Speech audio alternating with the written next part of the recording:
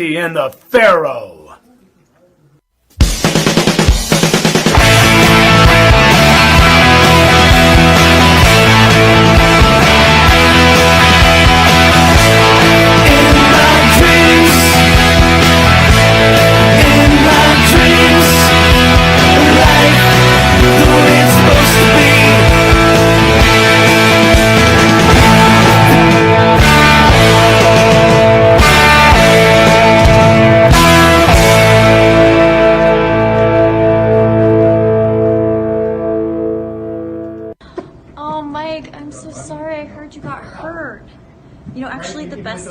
If you're injured, is to grow up and be a man. Come on. All right, welcome to a special Saturday edition of Long Island's #1 pro wrestling broadcast, only seen here on Village Connection Radio and live from Rockstar Studios. Obviously, I'm Mike Monty, and to the right is the star of the show, Jimmy Farrow. Oh, hello out there in TV land. And across from us is none other than legend Billy Jack Haynes. Yeah. Mr. Haynes, thank you for joining us. Thank you, Monty. You got it. And the Pharaoh. That's the it, Pharaoh, my man. That's Monty. All right. I think. So have at it, Jimmy. Let's get this All thing right, rolling. ladies and gentlemen, let me introduce our esteemed guest. Ring name, Billy Jack Haynes. Billy Jack Haynes, of course, is what he's known for most. He was also under the name of Black Blood at one point. Billed 6'3". As far as the height, 245 as far as the weight, built from Portland, Oregon. Also at one point, built from a little town in France, huh? Okay. Black Blood, for that. Tucson, Arizona, when he was in Stampede. Trained by Stu Hart, nothing less than Stu Hart. Debut 1982. Retired 1996. Born July 10th, 1953. William Albert Haynes the third. There's three of him. Oh, yes, okay.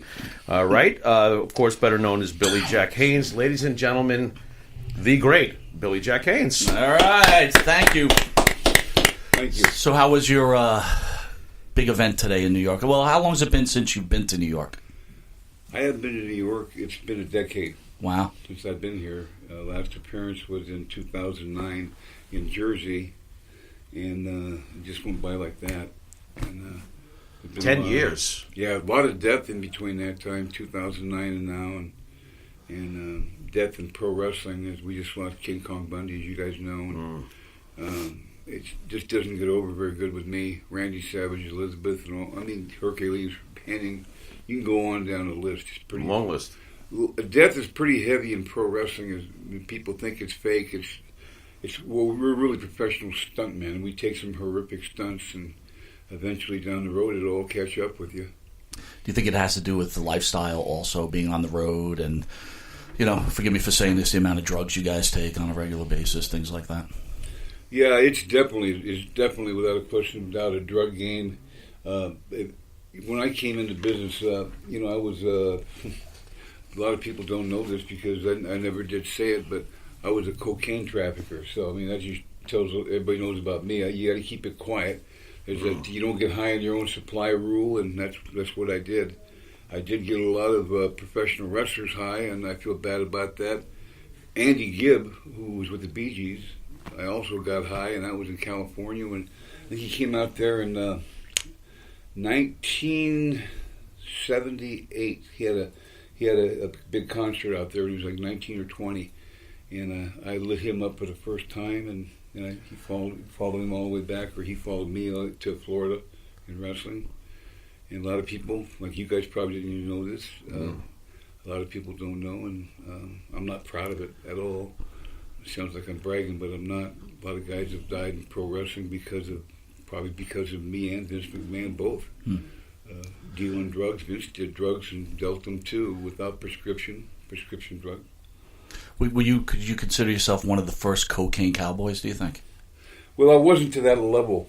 I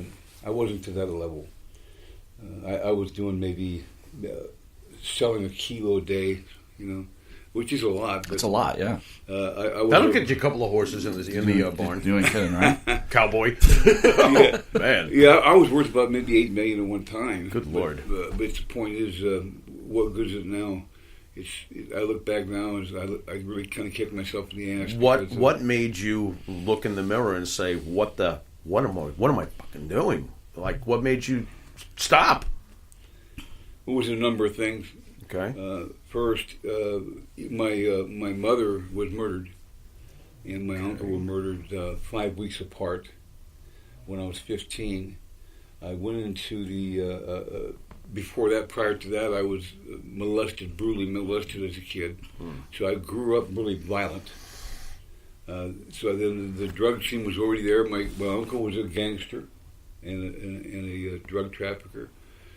And it just it was in my blood. The dad who raised me, because there's 5 people who could be my biological father, but the one that raised me was such a great guy, and I see him getting burned all the time, and really pissed me off because he worked 80 hours to put a week. Now I'm telling you, 2 jobs to put food on the table, and I seen that how hard he worked. I just kind of grew up in pro wrestling. I grew up kind of a very controversial figure, and I always have been. What made you decide to become a pro wrestler? Well, I had a chance. I had an opportunity. I was trafficking first in. With the Medellin cartel. Actually, it was pretty big league. It was with Barry Seal, a guy named Barry Seal out of Louisiana. Yep. Wow. You guys know who he is? Absolutely. And my one of the guys who was a pro fighter, pro boxer, which was my first love, introduced me to him, and I went down to Louisiana and met him, and I became a runner for him for a while. And they had the Mena, Arkansas deal, where they wanted me to come in and actually work right alongside Barry Seal in Mena, Arkansas as a runner. So real quick, Billy, if anyone doesn't know who Barry Seal is, there's a movie that recently came out starring Tom Cruise called American Made. It's about the whole cocaine early Was the day Hogan trafficking. theme part of that movie, American Made? No. Oh, I'm a little disappointed. Okay. Go ahead, Billy. Sorry. Yeah, actually, that's a really, really good question because he's done enough cocaine to light up half of Florida. What you gonna do, brother? Well, since you're rolling into Hulk Hogan, what seems to be we all know what happened with Hulk Hogan with his racist remarks and things like that.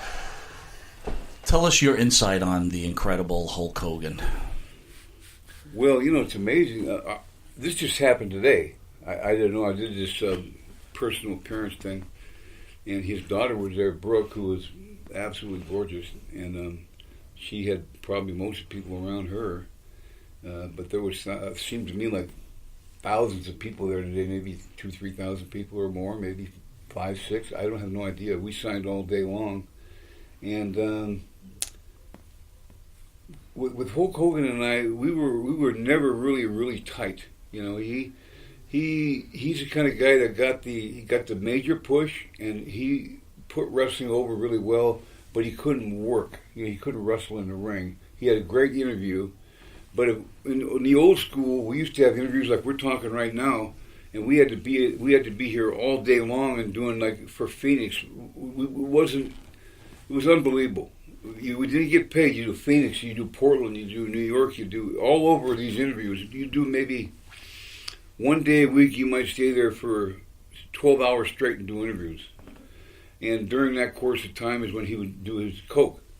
And when he did his coke back then, he would snort it in the interview room, and everybody's seen him do it, and no one called him on it but me, because at the time I was selling it, I said, brother, man, why don't you just do a regular interview? A lot of times you see him, brother, he just, let me tell you something, man. Grinding his gums. But that's how I got into character. Looking on the floor for leftovers. Yeah.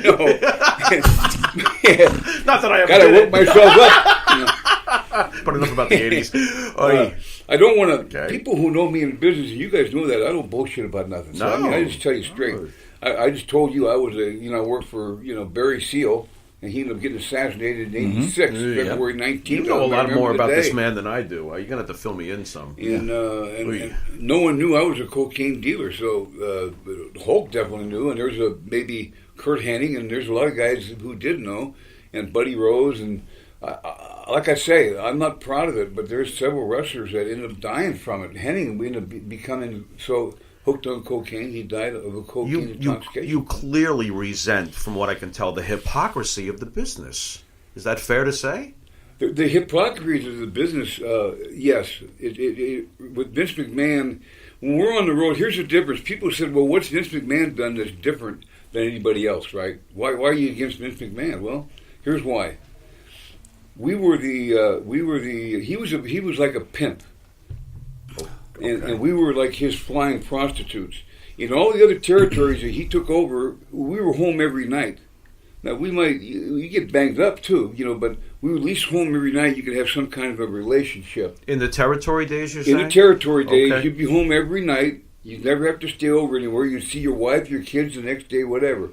When Vince took over, you're on the road sometimes 3 months. Travel schedule becomes insane. Okay. Well, you're 5 days for instance, you're flying 5 days a week. You're in New York one day, then you're in L.A. the next, then you're in Montreal, and he'd do this on purpose. Sometimes you'd be in California for 3 days, but he'd have you all around. Then you'd get hurt. Do you think that's a power thing in his head, that he enjoyed watching his cattle scramble? If you know what I'm saying? Well, let me ask you this. Wasn't that the booker's job to hook you up on what schedule? My question is Vince really in charge of where you guys were going every day, or was it... Was Vince in charge of everything, basically, like overseeing the booking back in the day, or no? Vince was in charge of everything. Okay. So, yes, it's a good question. And I know what you're saying, too. Mm-hmm. Yeah, both of you make sense. But Vince McMahon was... I called him last time on a shoot interview, Adolf Hitler. And I meant what I said, because I called him Vincent Kennedy or Vincent Killer McMahon, because so many guys died under that power struggle that was going on then. What it was mean to say, well, you're wrestling injured. Okay, so I got injured I was wrestling Harley Race, and it was on TV. I think it was the Boston Garden, and I went out and hit the back of my back hit the stairs that were coming up. Harley came out very professionally, and he said, "You okay?" He worked the referee and gave me all the time in the world. So I started taking painkillers, and if I missed a day, I was making between $8,000 and $14,000 a week. That's a lot of money. It's a lot of scratch, yeah. Sure. A lot of scratch with no union now. We're talking no union, no backing. So Vince, I'm going to take tomorrow off. Well, you are. Well, go fuck yourself. You don't got a job then. There's guys in the line to take your spot anytime. So you'll wrestle injured. Here's what I can do for you, though. We got doctors whoring over here, and there's 4 or 5 other doctors without a prescription now, mind you. You can take Vicodin, you can take Percocet, you can shoot yourself full of morphine like Davey Boy Smith did. You can get hooked on any fucking drug you wanted to, and he didn't give a shit. That's the problem. So your problem is that Vince didn't care, right? It's Vince's company. Vince treated everybody just like cattle. And you know what? If you can't perform in a circus, get out, go somewhere else. I'm just going to replace you. That type of thing. That was the attitude, basically, coming from McMahon. Okay. I totally understand. Yeah, but I'm not surprised. What about the other promoters? You worked for Jim Crockett, right? Didn't you have a big blowout with Mr. Crockett, if I'm not mistaken? And you worked in Portland. Didn't they treat you guys the same way over there? I understood you at Portland, you got to go home. But, Crockett, you were traveling. Didn't that guy treat you guys like cattle? What was the difference between Crockett and McMahon? You clearly had a problem with Crockett. Tell us what went down with Crockett. I'm very curious. Crockett was an angel compared to McMahon. Okay, but you still had a problem with Crockett? Is that true or false? You got to remember now. You got to go right back to the square one. I was a quote unquote unknown drug trafficker. Nobody knew. Eddie Graham knew. Lenny Montana, another wrestler who, I don't know if you guys know Lenny Montana or not. Okay. The Colombo crime family, one of the 5 families. He's probably my biological father. Did this cause issues with these promoters? Wait, hold on. I don't want to miss what he just said. You actually think he was your biological father? There's a chance Vince McMahon Sr. is my biological father. And Vince knows that. That's why the last time I said when the Benoit killing, when I was wired on... Let's go deeper. I want to understand why Vincent Kennedy McMahon Sr. could be a father, and then... if you could elaborate on the whole Chris Benoit situation and your feelings. Okay, we have to kind of take it back just a step, because I've got a little bit of the CTE. There's a $1 billion lawsuit against Vince, Okay. And I'm the one who started that up. Me and another guy that beat the NFL attorney. So I went to him and said, "Is there anything we can do about these concussions, having headaches every day?" And he said, "Yeah, there is." And next thing you know, they filed a $1,600,000,000 lawsuit against Vince McMahon. I started that, and I got 42 guys on the women and men on the lawsuit. So yeah. You also had an aortic aneurysm, am I correct? And I don't even know how I'm here right now. I had an aortic aneurysm in 2013. So we're like family. I also in 2009 had an aortic aneurysm, so we're both So part you of had the a blowout. Actually, it didn't. And it was identified, and they were able to fix it before it blew out. So did you have the same situation where the artery was starting to bubble out, and then they were able to replace it, that type of deal? I haven't had surgery yet. I was supposed to have it in October, and I didn't have it because one of the kids I raised, a young man, had overdosed at 46. He was like my son. Sorry. So, when he died, half of me died with him. So I said, to hell with the surgery. It's going to kill me if I don't have the surgery within, by August or maybe September, they said it's going to blow. So I have to go in and have surgery. So congrats to you. I'm glad you had yours. Well, I really hope you change your mind. I understand. Get that taken care of, please. And I would recommend that you either have it here in New York City or go to Cleveland, Ohio. But anyway, I digress. Back to Vincent Kennedy McMahon Sr. Vincent, here's just what happened. I told you about a little bit of the pro boxing background my family had and everything. There was a guy that my mother was dating, was having an affair with, who was a amateur, one of the greatest ever.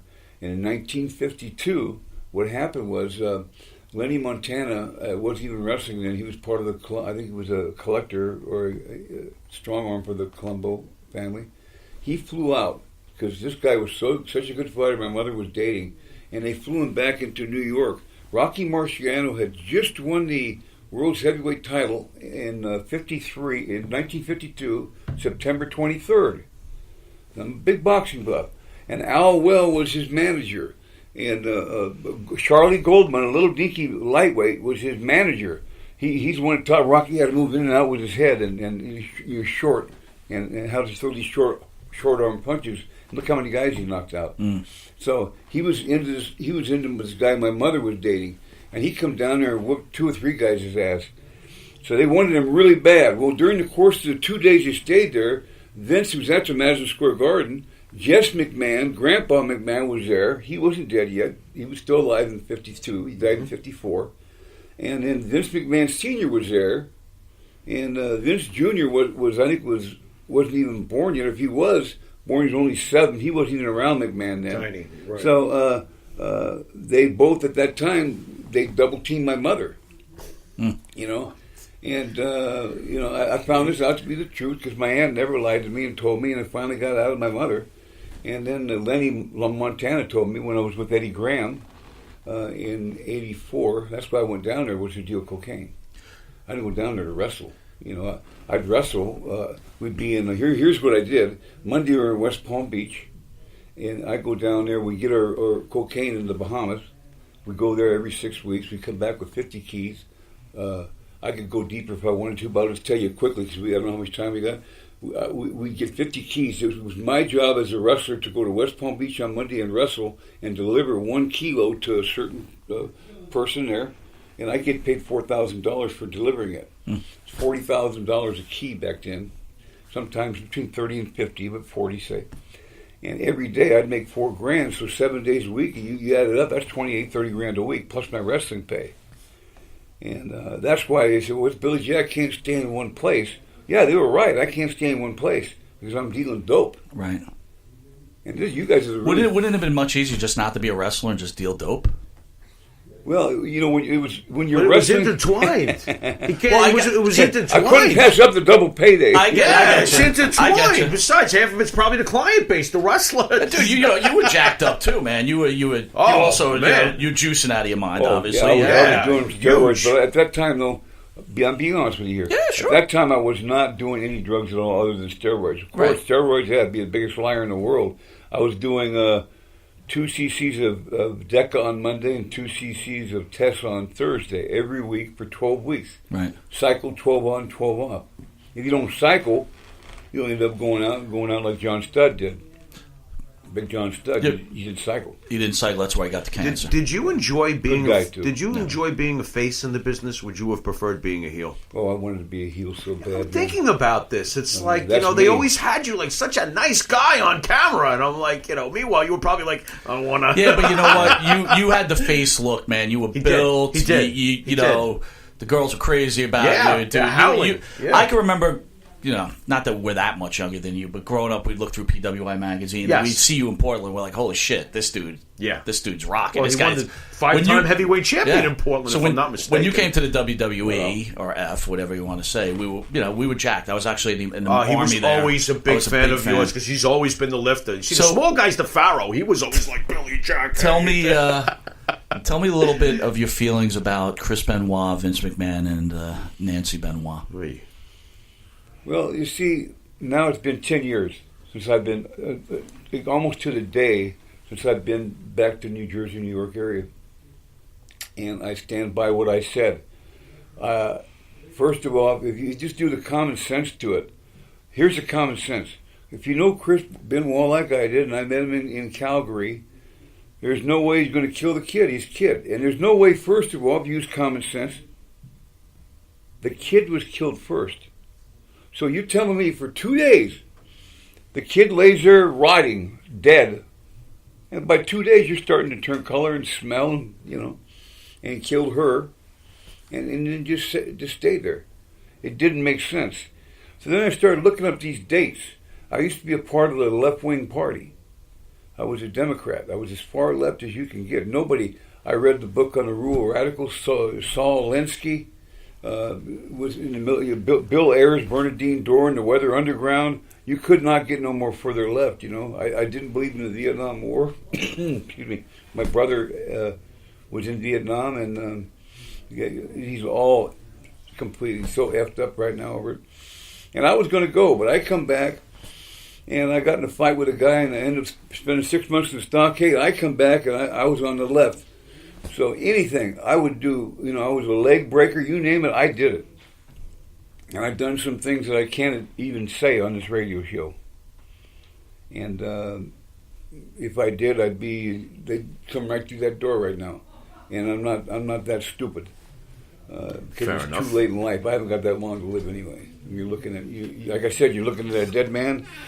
I should have been dead a long time ago. Yeah, but you're going to get the procedure, so I don't want to hear this dead guy stuff. That's not the reason. Okay. There'd be other reasons. You lived a hard life, right? You did a lot of stuff, right? Risk the risk to is the there, metal, right?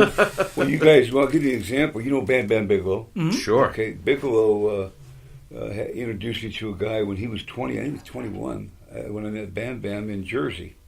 And he introduced me to a guy, and my dad already knew the guy. His name was Richard Kuklinski. I don't know. Do you know who Richard Kuklinski is? Yes, man. Okay, he ended up, and we were playing pool, and he said, "Damn, this guy is good." We were playing in Jersey, and then it ends up being Richard Kuklinski. He's this big guy, and he ended up jacking like 200 people. Wow. I mean, killing, murder, contract murder. And then You Bigelow, guys are up on these guys. I got to do my homework. Yeah, man. you got it, man. Wow. I mean, I'm just getting Billy, into I gotta watching be The honest with you, Sopranos. we What do the a lot hell? of homework for the show. Obviously, we know a lot about you, but I'm taken aback right now. I did not realize that you were this deep into this whole world. That's crazy. You want to talk about the tracks? Well, before we get to the tracks, I'm going to get to you. So you can call me also Black Blood, right? Yeah. Well, listen, there's Black Water, there's Black Underground, there's Black Death. Well, here's what I did. I stuck both my fingers up to the entire program, to our entire country, because CIA, everything is corrupt. Anybody who thinks 9/11 wasn't inside jobs out of their fucking mind. I mean, there's Building 47 on its own because there's a fire in the basement, comes tumbling down in 5 seconds. Oh, there was a fire in the basement. Everybody's like seals going, oh, okay. And then all of a sudden these planes hit 9/11. They hit, and they come down almost the same way. Okay, we'll accept that.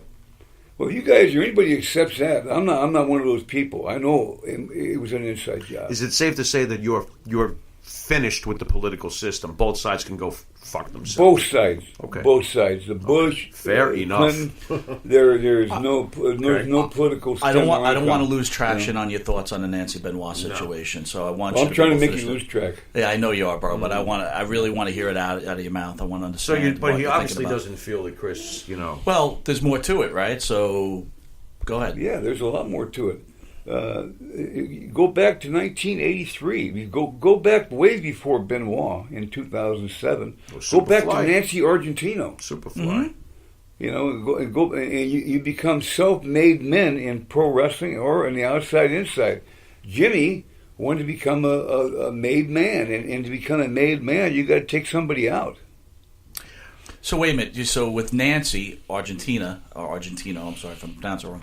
You're saying Jimmy murdered her to become a made man, didn't murder her out of like maybe being high and maybe just shook her up because he was a big dude. You're just saying he took her out.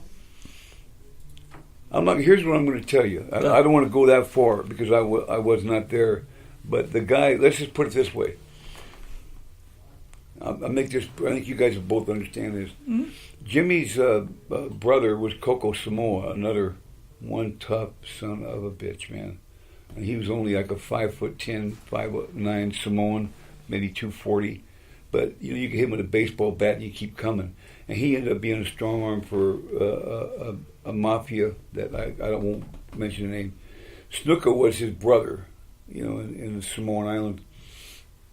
Snuka got this girl pregnant, and Hogan was also with her. And so McMahon thought that it was Hogan's kid, and he's not even doing WrestleMania 1 yet. And here I am in Portland wrestling, and I'm selling coke there. I'm staying there with my dad, who's blind at the time with diabetes. Mm-hmm. My bio dad, my other dad, who raised me. My mother was murdered. I told you my uncle was murdered, so I stayed with my dad. And so I had heard about this happening. Remember the boxer guy I told you about, that was real good, that went down to Marciano? Well, he ended up turning pro. He was 24-0 as a pro, and he went to prison and he lost his last 3 fights and got out of it. And he became a gangbanger. And he told me flat out that there was a contract out on this girl, this Nancy Argentino. Really? Whoa. So he did contract hits, and everybody who knows me in Oregon would say, "Yeah, geez, Billy, you got a lot of balls to say that." But anybody who knows the guy, his name is. You can go on. In fact, I'll even say his name so you can look him up. Good. His name is Harold Pinland, Willie, a.k.a. Willie Nelson, not the singer, but he's a boxer. You look up his record; he's 24-0. And then he went to prison. He come back out in '66 and lost his last 3. So he became a vice cop and a gangbanger and a hitman and you name it. So here I am now, I'm idolizing this guy, and he told me that there was a contract. And Richard Kuklinski was the guy that was supposed to take this girl out. Mm. Richard Kuklinski. Yeah. But he wouldn't kill a woman. He wouldn't do it. Miller, did you know that the Iceman didn't kill women? I did not know that. Well, you look him up, you'll see. You'll see. What an asshole! I didn't know that. Go ahead, Billy. Yeah, well, I know you agree that he's an asshole too. Go ahead and say it, Billy. Oh my God! I didn't know. Why? Yeah, well, I've spanked a few, but I've never even hit a woman in my life. I don't believe that. Okay. Stone Cold did hit my ex-wife, and I called him out on it. Really? But he was too chicken shit to come forward. Do you remember that a couple of years ago? Mm-hmm. Stone Cold Steve Austin. Yeah, I didn't know that was your ex-wife, though. Jean Clark is my ex-wife. I did not know that. Wow. I Lady did not know that. Well, Steve Austin has been known to be an abuser for most of his. I think he's beat. I think he's beat most of his wives, right? What? And most of the viewers are going to watch this. Going to go, will you stick to one subject for God's sake? Right? I know, dude. I'm sorry. It's all right. Oh yeah. Well, because it's the truth. My first wife was a Lady Blossom or Jean Clark. She's a great woman, and I married her so she'd stay here in the United States because she's from England. Mm-hmm. Now, to cut back to, let's go to 83. We got married in 83. In fact, February 9th, 1983, I married Jean Clark. which was 36 years ago, this February or last month, and so we got to cut back to 83. Come 84, I ended up knowing Phil Knight, owner of Nike's, lives out there in Oregon. So I get to know all these here criminals, all these here guys that do human trafficking. And I found out about the human trafficking element, and it really turned me off. So then these hits start coming up, and the guy who was a boxer who had the affair with my mother, and he was a hitman. He told me that it came in the lap of Lenny Montana. Lenny Montana was a pro wrestler. I told you that might be six. My son is 6'7". Lenny is 6'7". He looks identical to Lenny Montana, but he looks like Vince McMahon Jr. or Senior too. So I don't know. I wanted Vince to get a DNA test the last time 10 years ago. He wouldn't do it. So you did approach the McMahons. I did approach and say, "Look, did you get a DNA test?" But I did it for the Benoit thing because it's Nancy Benoit. The kid may have been his, but that was basically my way of. I was so high. Oh, so you don't think that he impregnated Nancy Benoit? He could have, but I don't think so. Well, you really think Vince was cheating on Linda? Gee, I wonder. With boys and girls. Oh, great. Oh, do tell. Okay. Yeah, that's a fact. But when we get to Nancy Argentino. Wait, don't. First, there's no way Vince did Vince sleep with Pat Patterson? Well, he's been around for. They did this big work out of this house, remember? He said, "Oh, I'm going to come out. I'm gay after 40 years, guys." Legends he's been house. taking it up the ass for the last 45. They should have had you on, coming out, give me a fucking break. That would have been everybody's hilarious. Supposed to now think, "Oh, he's gay." Yeah. Well, no, he molested. Tom Zink is a real good example. Bill, you're aware of Jerry Sandowski's fall from Penn State with the molesting of children on the Joe Paterno's watch. Should Pat Patterson be in jail? Pat Patterson should be in jail. They should all be in jail. There you go. Okay. Okay, but let me ask you this question though, right? So you're Billy Jack Haynes. You're in WrestleMania 3. You come to the back of the locker room, 3, baby. And you're done with Hercules. You come to the back room, and there's Pat Patterson boning some kid, right? What? No, I'm not gonna go that far. Okay, but I will go this far. That let me first finish this hit. Because There's a lot of shit here. Nancy Argentino. Okay. There's a lot of shit here. Nancy Argentino in 1983, and this will blow your mind because in May 11th there's certain dates that these hit people go after, and if you go the Titan Sports, that's Vince's Titan Sports, right? And who died May 11th was Rockefeller Sr. died on May 11th. So that would be considered a contract date or a hit date. John Rockefeller Sr. died May 23rd. That's a contract date. John Rockefeller Jr. died May 11th also. That's a contract date. What day was Nancy Argentino killed? May 11th. That was a contract date. So there's a science to in my opinion, he contractually killed Nancy Argentino because the kid was Hulk Hogan's and it would have ruined his business. Whoa! If the baby would have been Hulk's, there's not even a WrestleMania 1 yet. Vince hasn't been in anybody's backyard yet. He promised his dad. Vince Hogan Sr. was tied into this female. No, I'm just saying. Hogan was. A lot of people were with this Nancy Argentino, not just Jimmy Snuka. So, in my opinion, and this is just mine, he had her taken out May 11th. Interesting. And then Jimmy, done his job, and remember Vince McMahon come running in with both feet and took care of Jimmy Snuka. You didn't hear of Snuka for a long time. Vince took him under his armpit and he put him somewhere else, overseas, Japan.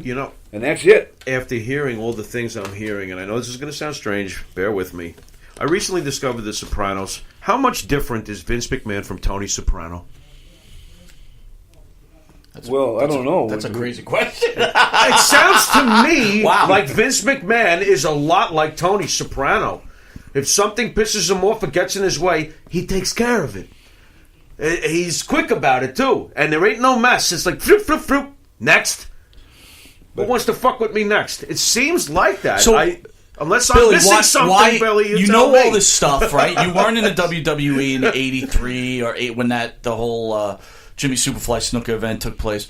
why do you go to the WWE? Right? You business. possibility that Vince McMahon's father raped your mother. Are you aware of Pat this? Patterson. No, not rape. Just had sex. Okay. Okay. I'm sure it was unforced. An unforced dare. All right. Pat Patterson raping children. I didn't know at that time. Right. Okay. Right. Vince being a scumbag, and like, why go work for him? Were you even aware of the level of scumbaggery you were walking into? And then weren't you? No, weren't you? I wasn't until later, until the late 80s. You know. Weren't you I really quit. scared though? Here you are, a drug trafficker, and you now look. You were a regional guy, so for guys like us, totally, we're into the whole Billy Jack Haynes thing. But you were regional. Right. You were pretty much putting yourself in the forefront to get bagged Big for time. selling drugs, right? I could have been busted. I should have been busted in Orlando. But the whole thing is Vince McMahon himself had no money. He was looking for any kind of mafia money, any kind of money he could get to start the WWF. He couldn't wait till his dad died. Think about it. His dad died in '84. It was March. In fact, his dad died the same day that my mother died, but 15 years apart. May 24th, 1984. My mother was murdered May 24th, 1969. So they died the same day. That was kind of weird. And so he was never supposed to go in the backyard of anybody's. And next thing you know, Vince, boom, he's going over, he's trying to knock out everybody he can. So he wanted it so bad. Yeah, I think he would kill for it, and I would almost say 99.9% that he did do it. He did contract it out. As he was taking over the territories, you assuming he was using some muscle to do this as well? This can't just be, by the way, I'm coming into your territory, move along. You know, there's got to be some muscle going on maybe behind the scenes, perhaps, as he was taking over the territories. Is that fair to say? Well, let's put it this way. David Von Erich was killed over in Japan. So wait, Okay. I'm not going to let that comment pass. You're saying David Von Erich was murdered. I'm saying David Von Erich was murdered. Holy cow! So why do you say that? How do you feel? Well, you kill David Von Erich, you get closer to the World Championship. Texas, you own Texas, hey, and you own Texas. You still had the other Florida. Von Erich boys, right? And you had Kerry, you had Kevin. David at the They time were was about to be given the already belt. screwed up on drugs, man. I mean, the drugs at that time, before drugs were even cool, they were doing it. I think they must have been born taking drugs, and Fritz had to know about all of it. And he wanted me to go there and babysit. And Fritz knew about the drugs, knew about the cocaine, knew Did about everything. Fritz knew you were dealing too? Who? Fritz knew you were dealing? Absolutely. That's why he had me come in there. He wanted me to change my name from Billy Jack to Billy Von Erich. Really? Wow. Yeah. And Wow. I came in there in '85 when I was going to do it, and then Eddie told me that he kept getting these death threats. And so Eddie was the one that was, me and him was getting flying into the Bahamas every 6 weeks and getting the dope and bringing it back. And Eddie was a pilot. Eddie flew. And there was a guy I'm not going to mention because his family may be harmed.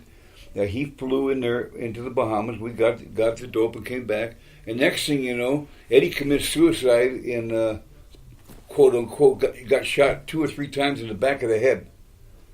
So if anybody thinks he committed suicide, Like you're on this? another planet. So All you got to do is look at the go back and look at it. They say he was Okay. despondent and he committed suicide. No, I know Eddie Graham. And no, Lenny said the same thing. Lenny Montana said there's no way he committed suicide. He was murdered by somebody. So you're painting a pretty heavy picture on McMahon. So Yeah, I am. yeah. Fuck him. So here's a question for you then. Is the rumor of we've had Lonnie Poffo in studio, good friend of the show, great guy. Yeah. Randy Savage sleeping with Vince's daughter Stephanie. True? Not true? True. Okay, go ahead. True. That's it. I know. So True. Vince kills David Von Erich in Japan to take over Texas, but the Macho Man has sex with his daughter, and he doesn't kill the Macho Man. I think Macho Man was murdered by Vince too. I think he took out a lot of guys. Wow. I think that when you got money like he has, and that's why I said why hasn't he taken me out? I don't know. I come forward. Since 1992, you can go on the internet and check it out. It's called Hard Copy or whatever it was. I was on that. No one has ever changed. Billy Graham's changed his mind many times. I have never. I have, since '92, Fuck Vince McMahon. I've hated that guy. I can't stand him. Hate's an awful word to use. Well, if Vince ever comes for you, we'll put Miller in front of you and let him take out Miller, and then you'll be all right. Well, then we'll be okay then. Miller. So Miller's got a. He's gonna soundbite that one. Miller's got a Mac 10 over there. oh, man, you're killing me right now. I got so many questions. This is now. the greatest ever. Wow. He's my favorite guest. What do you got? You leave the WWE and you go to WCW, right? And he works as Bad Blood, right? Black Okay. Blood. The Black Blood thing came in later.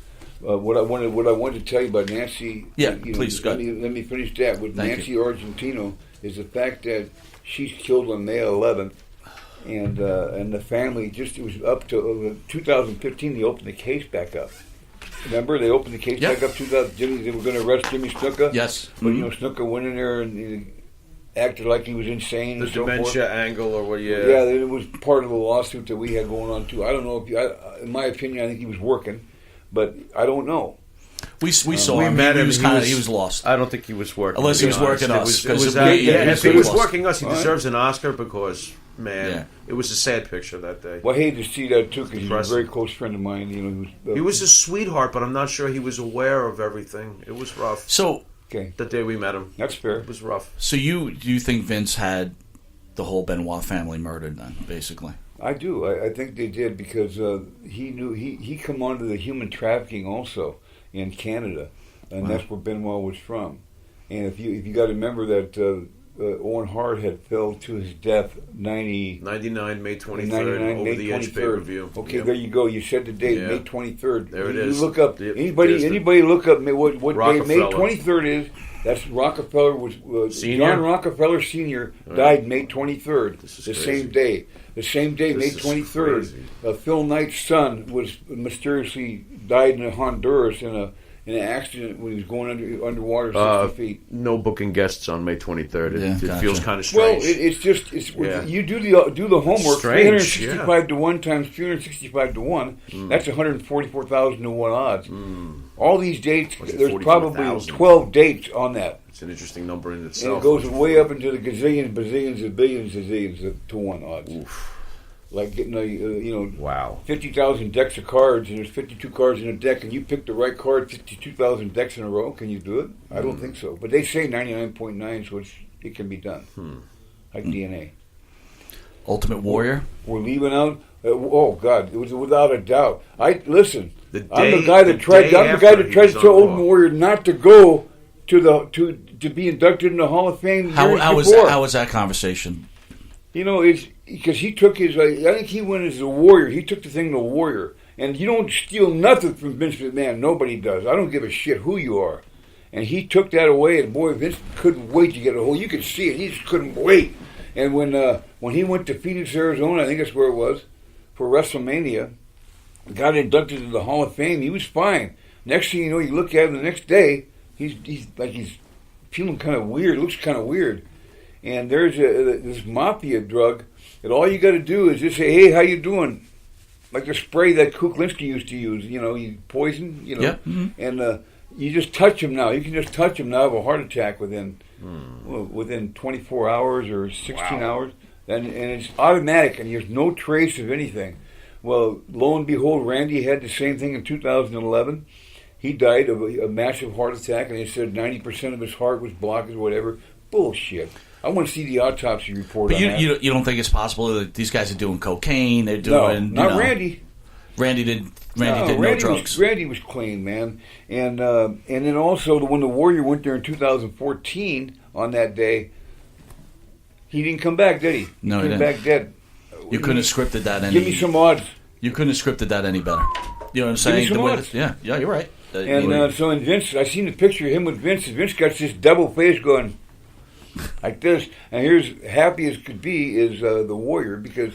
Has Vince McMahon ever called you up and said, "When are you going to stop saying all this shit?" Blah, blah. Has he ever dared confront you with, "What are you doing?" Blah, blah, blah. Anything? Has he ever picked up the phone and said, "What are you doing?" Don't you know about the 1992? In 1992, I came down to be, but his Black Blood. We jumped up a little bit, and when he worked me, and Brian Adams and some other guys that passed away then, and Henning and a lot of guys. I went to get my gun. I was going to blow McMahon's head off. Wow. I'll say it. So I he has said stayed then, I said far no. away from you. Well, he knows I mean what I say. Right. And that's why I say I can't tell you everything I've done in my life. Right. I'd be behind bars. Right. And I'm not that. I am crazy, but I'm not that crazy. Well, that being said, if they offered you to be part of the Hall of Fame, would you take the invitation? I know it's out of left field. But would it No, be an guys, automatic no. FU? Not no chance. A billion, zillion, gazillion. No, Forget I would it. never. It's a joke to me. Forget it. And what the funny part about this, and now you brought the Hall of Fame up, was a honky tonk band.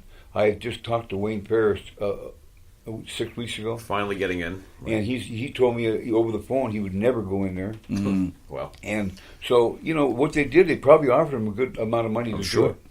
Yeah. Because nobody played a gimmick better than honky tonk. Oh, he's the best. Oh, he was great. We love Without him. a doubt. Yeah, he way got into overdue. character. It was kind of an amazing thing to watch. Way overdue. And I actually Look, that whole cast, idolized him a little bit. including yourself, Yeah. that era, that was special. changed the fate. That was a special It's a era in special wrestling. era. You should take a lot of credit for that too. Here's what I don't take no credit. I look at myself like I'm a piece of shit. To be honest with you, Really? I lit up so many guys and got them so hooked on coke. And when Henning died, it about killed me because I love that guy so much.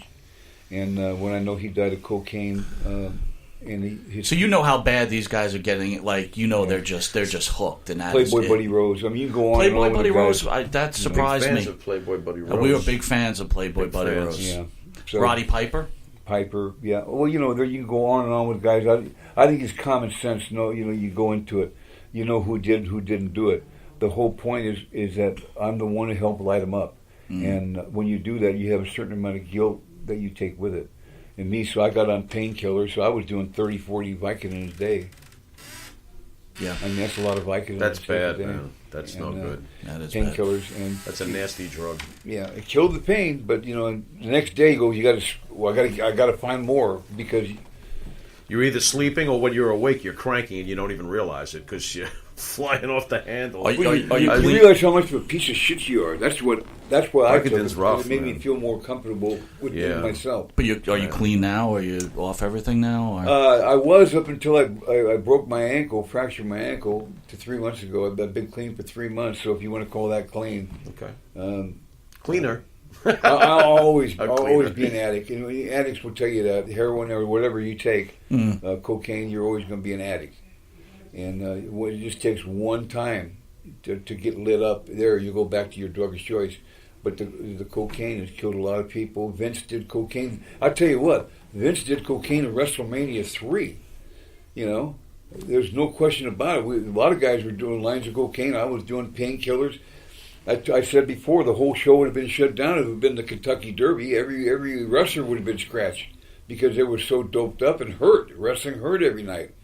And that's Vince's fault too for not having a union look at it. Brett Favre broke his shoulder and was forced to go out and play because there was no union to back him up. People would be outraged. Right. Well, why aren't they outraged when a wrestler tears his I agree. ACL Is it- and he's forced I to do- wrestle I and do shoot up agree. the There should morphine be and gets union. hooked? Should be something for wrestlers. we have a show on Sunday, the Evan Ginsberg show, which is on from 11 to 1 o'clock. Most eclectic show on the radio. You missed that one, Miller. But he's a big believer in wrestlers having a union. Yeah. Isn't it the wrestler's fault for not having a union? I mean, doesn't the Doesn't onus that go on the frustrate you wrestler? that they can't all get on the same page and somehow make this happen? That must piss you off that they can't get a union together. The wrestlers themselves, because Vince isn't going to do it. Vince don't give a shit about the wrestlers. Does it ever frustrate you that the wrestlers have not put a union together to stand up to him, to enforce medical?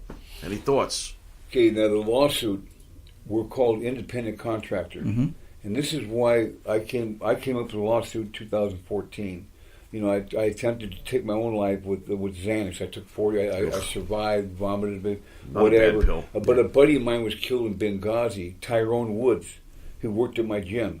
He went into the Navy SEALs. Of all people, he happened to be the one that was in Benghazi.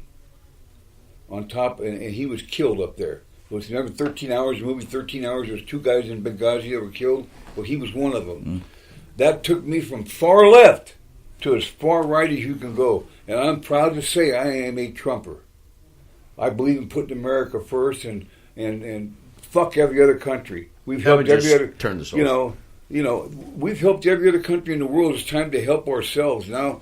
The inner cities are full of drugs, and that was made by our own government with cocaine and crack and all that. So yeah, now I'm as far right as you can go, and hey, we're not going to have enough time to finish this. There's more and more and more to go. Right. Do I think McMahon is a murderer? Yes. Do I think he killed Ultimate Warrior? Yes. Do I think he killed Randy Savage? Yes. Do I think he killed Owen Hart? Yes. Why did he kill Owen Hart? Because he got punched in the face by Bret Hart and knocked out and spit in the face and embarrassed. That's why he killed Owen Hart. There's a 2-ton catch that's supposed to snatch him from falling all the way down. Why didn't anybody ever say anything about that? And why did Vince reach into his own pocket and pay $18 million to the Hart family instead of letting it go to court like it was supposed to, and have the insurance pay it?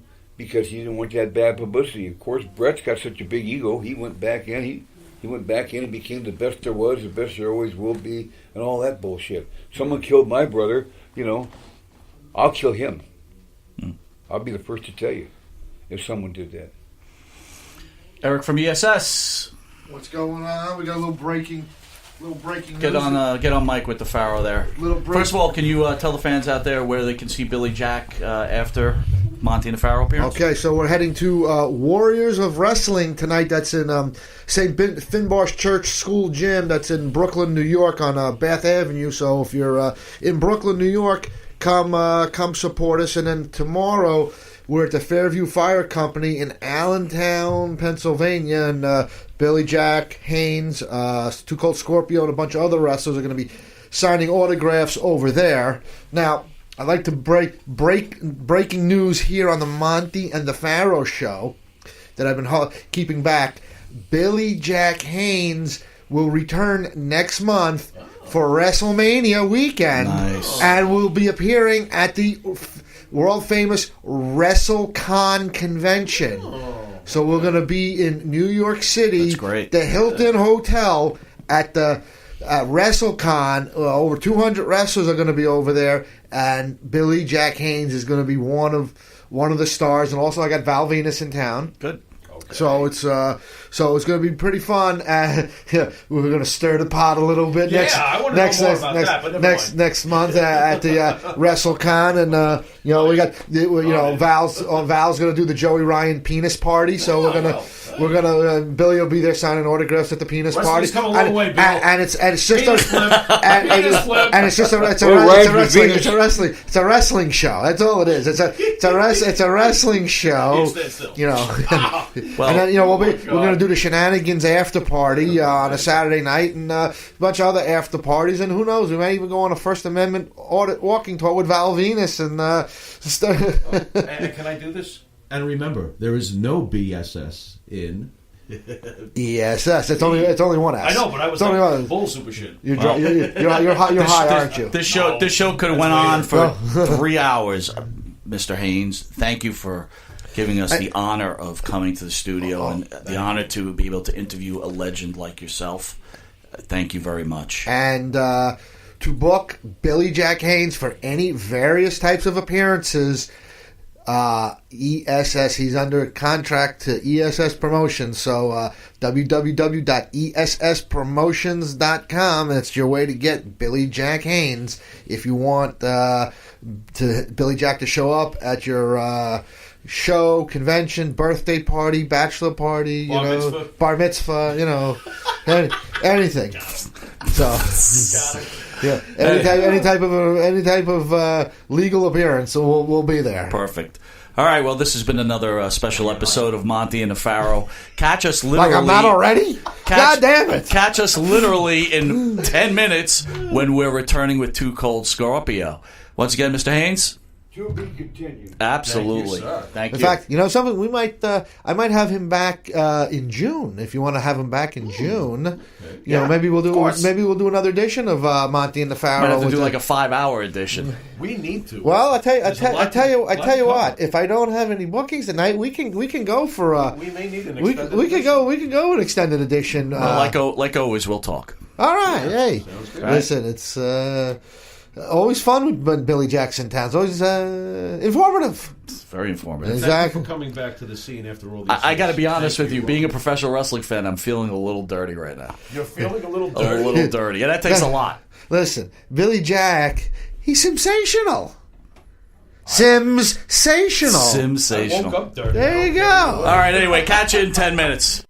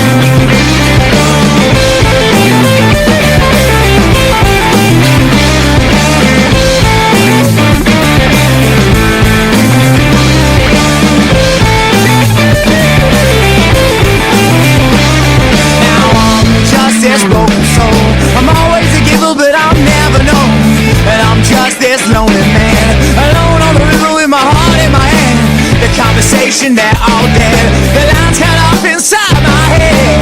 I left here like a broken man with no idea of where I stand. Oh, my mind clear. Oh, I shed all my tears. Oh, now maybe I was just waiting here while you moved on.